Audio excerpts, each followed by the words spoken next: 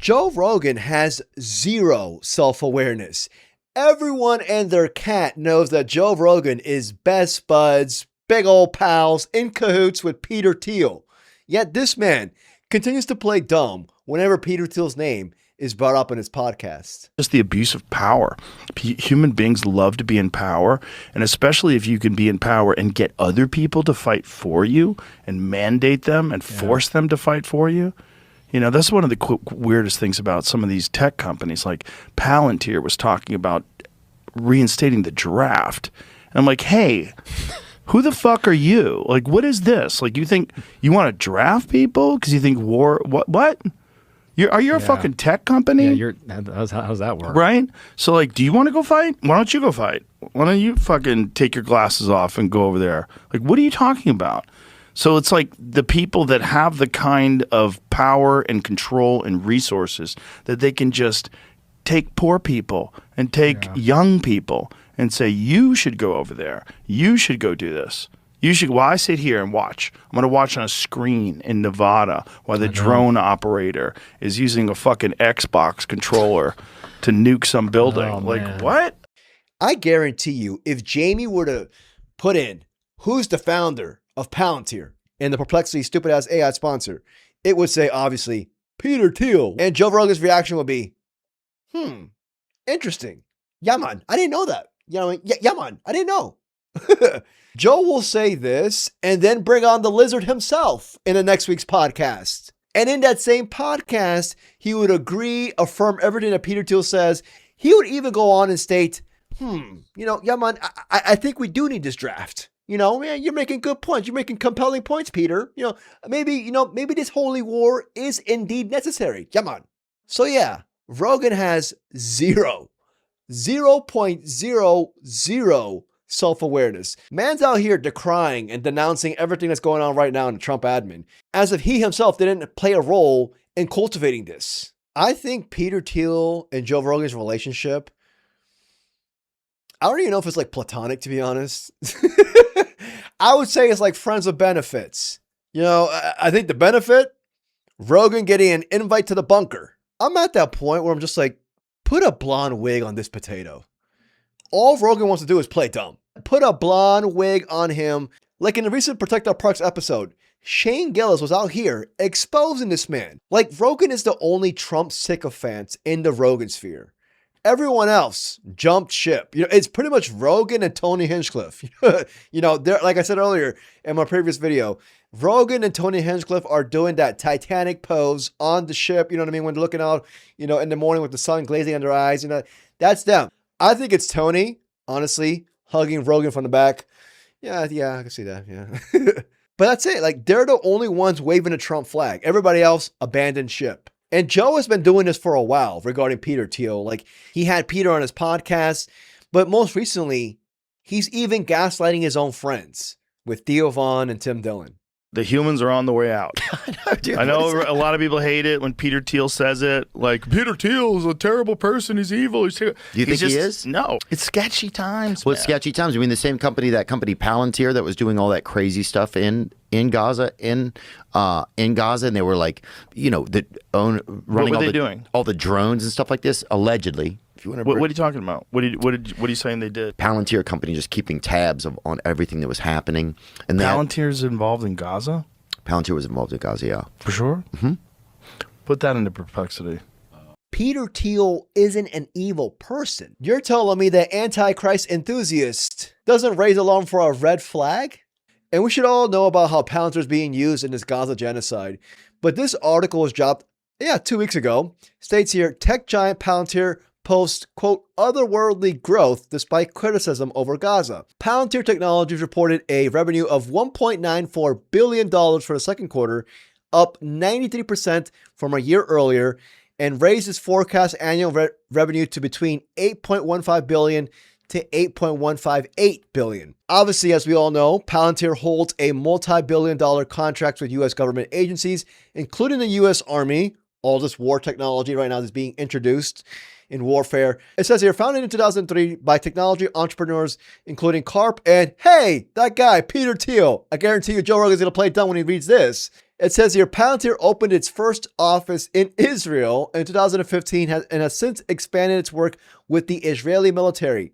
Following what Palantir describes as a quote-unquote strategic partnership with Israel in January 2024, the company significantly expanded its operations supporting Israel's military campaign in Gaza and operations in the occupied West Bank. And it goes on to say here, last thing, Palantir software integrates intercepted communications, satellite imagery, and other data sets to help generate military targeting lists for Israeli drones.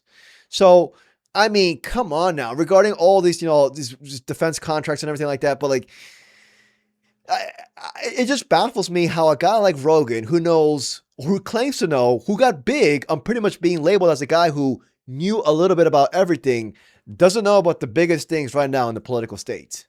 Put that blonde wig on, bruh. I'm just Legally Blonde, starring Joe Rogan and Tony Hinchcliffe. Mean Girls. But yeah, in this video, we're going to talk about that. This was Joe Rogan earlier today in his podcast that he dropped. This clip came across my desk and I was just like, this'll do. Whenever I see an opportunity to shit on Joe Rogan, I got to pounce on it. We got to pounce on it. Yeah, fuck this guy. Anyways, if you enjoyed this video, please like and subscribe. I truly appreciate it. So, the first clip was from today's earlier podcast that he dropped. Here's Joe Rogan, outright gaslighting his own friends, personal friends, on public stage, in his massive platform. He's out here gaslighting his friends regarding Peter Thiel. How about Peter Thiel's that whole Antichrist thing? Yeah, he does that whole thing. What is he doing? He gave a fucking lecture on the Antichrist. Gives a bunch of lectures on the Antichrist. He's fascinated with it, and a lot of those guys are moving into this interesting area of this is God wants this. It's all of these worlds existing together, where you have this world of people who are trying to build a God, and the world of people who already believe in a God, and trying to get all of those people in the same tent. That's interesting. It is. You know? Imagine if that's where God comes from. If this is a natural process where human beings and their curiosity and insatiable need for technological innovation. But then what happens once we get God? Like let's say we bring this God in, then what happens? Nirvana. Nirvana? Yeah, we all merge. It becomes perfect. Interesting. So we all merge and that's perfect? Yeah, it's fine. Don't worry about it. We're all going to merge with the machine. Interesting. Because people do believe that. Merge with the machine. Rogan should merge with the frickin' photocopier. Seriously, you click on like the start button, it's just Yaman. You click copy and it says Yaman, Yaman, Yaman, Yaman, Yaman. And then the machine yells, "It's done, bro," after it's done copying like 40 copies of the same shit. The way I see it with Rogan, like his overall rhetoric has been consistent for like the past, gotta say, couple of years now regarding AI. This man has claimed multiple stages. He wants AI governments. He wants AI religion. He made comments about how Jesus will come back as AI. He wants, he's not even wants. He is enthused. He is a proud supporter of AI music. How many times he brings up that stupid ass 50 Cent song? Oddly enough, he is staunchly against AI comedy. So you see how it works with him in his brain. Whenever it suits him, he's for it. But when it doesn't, he's against it. Honestly, regarding AI comedy, I would be willing to bet just the overall cringe, how it would be permeating around the room. The complete facade up there, just trying to be a sentient being. I would laugh more at an AI comedy set, an AI comedy robot, than I would in a freaking Joe Rogan comedy set. I really would, actually. I really would. You see how he gaslights his friends, though. And again, he's doing this in a public setting.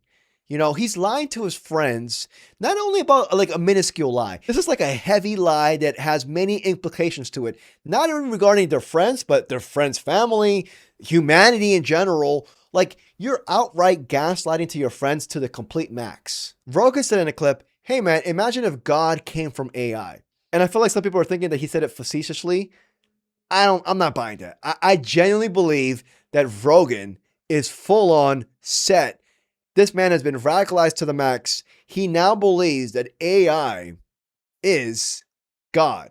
And regarding all these tech oligarchs, these tech fascists, like what they're trying to do, like the way I see it, is to, like they don't have a religion of themselves, and they're trying to pop it up as their benevolent God to the mass audience. But think about that. Look at Joe Rogan's crowd. They're all obviously billionaires, the deep state, the Epstein class, the tech oligarchs. Like Joe Rogan has been radicalized to the max that he believes that Jesus will come back and a freaking USB drive. And when they said, "Do you think human beings should survive?" and he had like this long pause. Oh yeah, I remember. And then the interviewer was like, "The answer is yes. The answer is yes." You think human beings should-" Which is not how you're supposed to do an interview. Well, at least not how I do it. If you ask me the same question, is it important that humans survive? Okay. Is it important that Australopithecus survived? It's not. Is it important that Neanderthal survived? It's not currently. Currently not important. Is it important that humans stay in this form? It's not. It's not going to be. If we're going to evolve to something way better than this, how many people go, "I miss the old days when you could lie and you couldn't read minds and people were a lot more rapey"? No one's going to say that. No one's going to, "I miss the wars. I miss stealing and credit card fraud. I miss the good old days of a rigged stock market. When the Jets won." Yeah. No. No one's going to say that. They're going to move on to what's next. So Peter Thiel's right. It doesn't mean I don't love you. This is Joe Rogan's final form. We know it's like Joe Rogan's final form, being a mouthpiece for the tech fascists. Like the fact that you have to outright defend this clip from Peter Thiel, the most notorious clip from Peter Thiel regarding humanity, and he just gives you a pause, like, I don't know about humanity's future. You're like, I'm a little bit iffy on it. What the fuck? Aren't you human yourself? Actually, no, you're not. you're clearly not. Rogan said specifically two things. Peter Thiel is telling the truth, which is freaking crazy to say. And it's not important if human stays into this form. Wait, what do you mean it's not important? That part right there baffles me. How can you say that out loud? It's not important if humans stay in this form. You want to evolve, but I want to evolve while still being a sentient being. I want to evolve as a person, my maturity levels, my character. I don't want to evolve into a freaking, RAM drive. I don't want my freaking organs being hung up in a micro center. But here's the thing. That's his mindset. He is so dead straight. He is so blunt when saying this. He actually believes this. Anyways, I think that's all I have to say today. This is Joe Rogan just plain dumb once again. It just really bothers me how, a guy who on a massive platform plays dumb for a living. Like that's literally his job title, playing dumb. There is no more, nuanced conversation happening in the Joe Rogan experience. There's no more in-depth human-to-human interaction. He's not even bringing. He's only platforming the Trump admin, these tech oligarchs, these billionaires, and then he turns around and tells everybody else. He turns around and tells his own fan base, "Yeah, man. Well, what's all the hate though? Yeah, man. You're wrong. You're wrong. I'm right. Just to stay there and just merge with AI." That's literally all he's saying. A freaking state propaganda show. He's probably in a platonic relationship with, Peter Thiel. He probably is. Let's just be honest. He probably is. Anyways, y'all let me know what y'all think. If you enjoyed this video, please like and subscribe. I truly appreciate it. Till next video. Peace, y'all.